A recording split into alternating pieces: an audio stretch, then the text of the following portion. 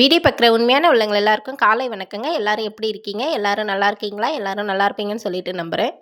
இன்றைக்கி நம்மளுடைய வீடியோவில் கீரை பிரியாணி தாங்க செய்ய போகிறோம். வீடியோவை ஸ்கிப் பண்ணாமல் பாருங்கள். நம்மளுடைய வீடியோவை சப்ஸ்கிரைப் பண்ணாமல் வீடியோவை பார்க்குறவங்களா இருந்தால் சேனலை மறக்காமல் சப்ஸ்கிரைப் பண்ணி வச்சுக்கோங்க. சிக்கன் பிரியாணி, மட்டன் பிரியாணி, காளான் பிரியாணி, வெஜ்ஜு பிரியாணி இதெல்லாம் விட கீரை பிரியாணி உடம்புக்கு ரொம்பவே ஹெல்த்தானது. அதனால் வீடியோவை ஸ்கிப் பண்ணாமல் நான் எப்படியெல்லாம் செய்கிறேன் அப்படிங்கிறத பார்த்துக்கோங்க.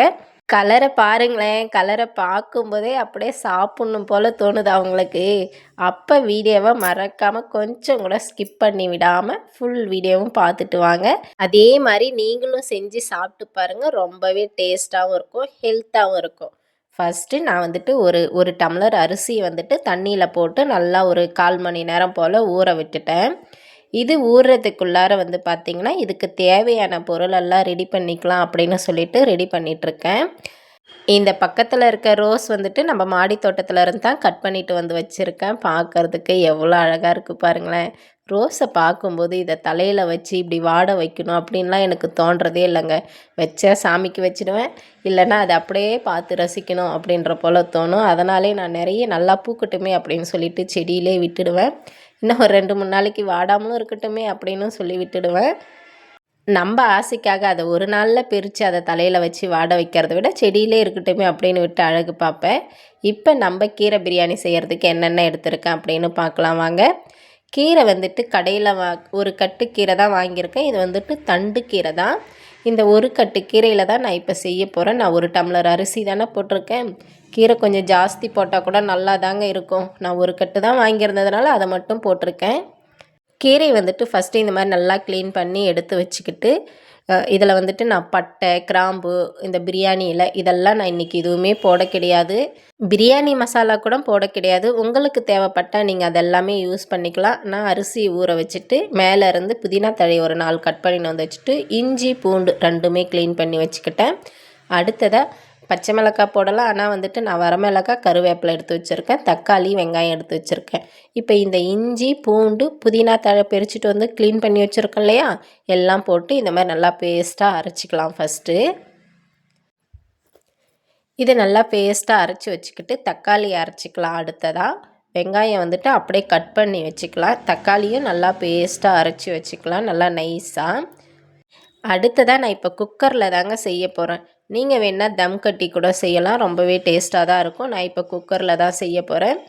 எண்ணெய் விட்டு எண்ணெய் நல்லா காஞ்சதுக்கப்புறம் கடுகு தான் போட்டிருக்கேன். இதில் பட்டை, கிராம்பு, அந்த பிரியாணி இலை, பிரியாணி பூ அந்த மாதிரியெல்லாம் பிரியாணிக்கு யூஸ் பண்ண வேண்டியது நான் எதுவுமே போட கிடையாது. ஆனால் பிரியாணியை விட செம்ம டேஸ்ட்டாக இருந்ததுங்க. நீங்கள் வேணும்னா அந்த ஸ்மெல்லுக்காக நீங்கள் அதெல்லாமும் யூஸ் பண்ணிக்கலாம். கடுகு பொரிஞ்சதுக்கப்புறம் கருவேப்பிலை, அந்த வரமிளகாய் போட்டுட்டு அடுத்தது இந்த பேஸ்ட் அரைச்சி வச்சுருக்கேன் இல்லையா, புதினா தழை, இஞ்சி பூண்டு இந்த பேஸ்ட்டை போட்டு நல்லா வதக்கிக்கிறேன். கீரை பிரியாணி அப்படின்னு சொல்லிட்டு பிரியாணிக்கு போட வேண்டிய எதுவுமே நீங்கள் யூஸ் பண்ணலையக்கா அப்படின்னு சொல்லி கேட்கலாம். அந்த லிஸ்ட்டு எல்லாமே இப்போ வீட்டில் இல்லைங்க.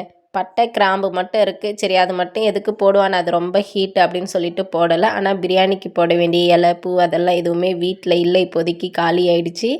கடைக்கு போயிட்டு வாங்கிட்டு வரத்துக்கும் டைம் இல்லை அப்படிங்கிறதுனால அதை நான் விட்டுட்டேன். நீங்கள் அதெல்லாம் யூஸ் பண்ணிக்கோங்க.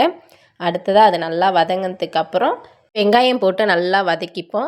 வெங்காயம் வதங்கினதுக்கப்புறம் நம்ம இப்போ தக்காளியை நல்லா பேஸ்ட்டாக அரைச்சி வச்சுருக்கோம் இல்லையா, அந்த தக்காளியுமே அதில் ஊற்றி அந்த பச்சை வாடெல்லாம் போகிற லெவலுக்கு நல்லா கொஞ்சம் நேரம் கை விட்டு விட்டு விட்டு நல்லா வதக்கிக்கோங்க.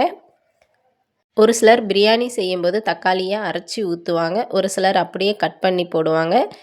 இப்போ இது நல்லா இந்த லெவலுக்கு நல்லா வதங்கினதுக்கப்புறம் நம்ம 1 டம்ளர் அரிசி தான் எடுத்திருக்கோம்.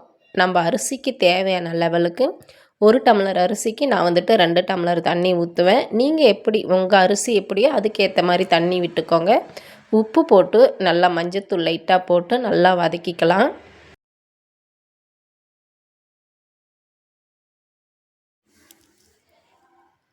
பாருங்கள், இப்போ நல்லா கலரே ஒரு மாதிரி சேஞ்ச் ஆகி வந்திருக்கு. நல்லா அந்த பச்சை வாடையெல்லாம் போகிற லெவலுக்கு நல்லா வதங்கிடுச்சு.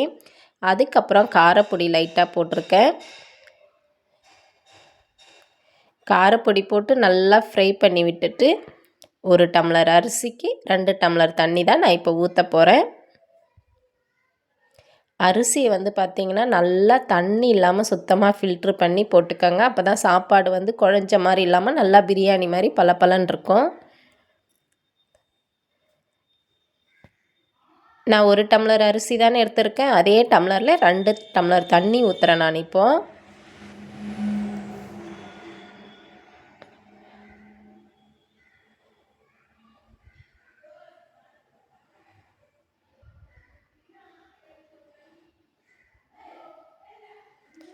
நல்லா இந்த மாதிரி கலரை விட்டு இப்போவே மூடி வைக்காதீங்க. நம்ம இன்னும் கீரையும் போடலை. அதே மாதிரி பிரியாணி நார்மலாக பிரியாணி, தக்காளி சாப்பாடு, வெஜ் ரைஸ் எதை செஞ்சாலுமே குக்கரை வந்துட்டு நம்ம இப்போவே மூடி வைக்காமல் நல்லா ஃப்ரை, அதாவது வந்து அந்த சாப்பாடு வெந்து நல்லா குழஞ்சி வர ஸ்டேஜில் மூடணும்னா நம்ம மேலே வந்துட்டு அப்படியே தேங்கி நிற்காது.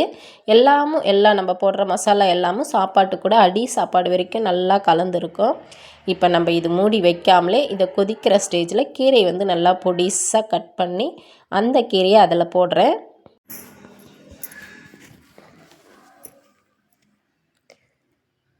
கீரை கொஞ்சம் சேர்த்து போட்டிங்கன்னா கூட ரொம்பவே டேஸ்ட்டாக நல்லாயிருக்குங்க.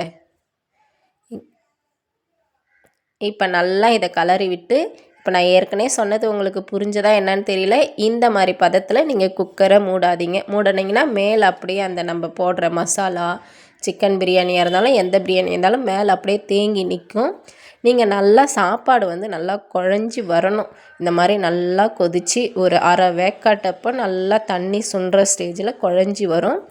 பாருங்கள், இப்போ நல்லா ஓரளவுக்கு சுண்டி குழஞ்சி வந்திருக்கு இல்லையா? இந்த மாதிரி ஸ்டேஜில் நீங்கள் குக்கரை வந்துட்டு அந்த விசில் எடுத்துகிட்டு தான் மூட முடியும். விசில் அப்படியே வச்சுட்டே மூடினீங்கன்னா ஒரு மாதிரி ஹேர் வந்து பிடிக்கும். அந்த விசிலை எடுத்துட்டு அதுக்கப்புறமா நீங்கள் மூடி விட்டுக்கோங்க.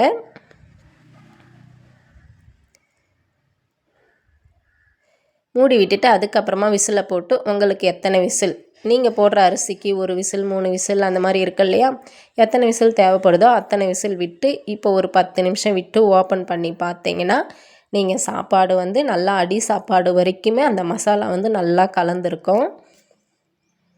பாருங்கள், இப்போ மேலே தேங்கியே நிற்கல பாருங்கள். நான் வந்துட்டு நல்லா அந்த குழையிற ஸ்டேஜில் தான் அதை மேலே மூடி போட்டு மூடி விட்டுருக்கேன். நல்லா அடி சாப்பாடு வரைக்குமே நல்லா கலந்துருக்கும்.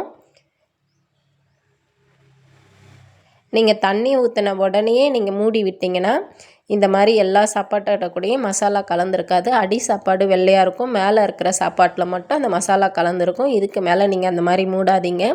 கொஞ்சம் நேரம் நல்லா குழைய பார்த்து மூடிக்கோங்க. இப்போ சுட சுட நம்மளுடைய கீரை பிரியாணி ரெடி. பிரியாணி மசாலா தான் போடலை, ஆனால் பிரியாணியோட டேஸ்ட்டாக இருந்ததுங்க.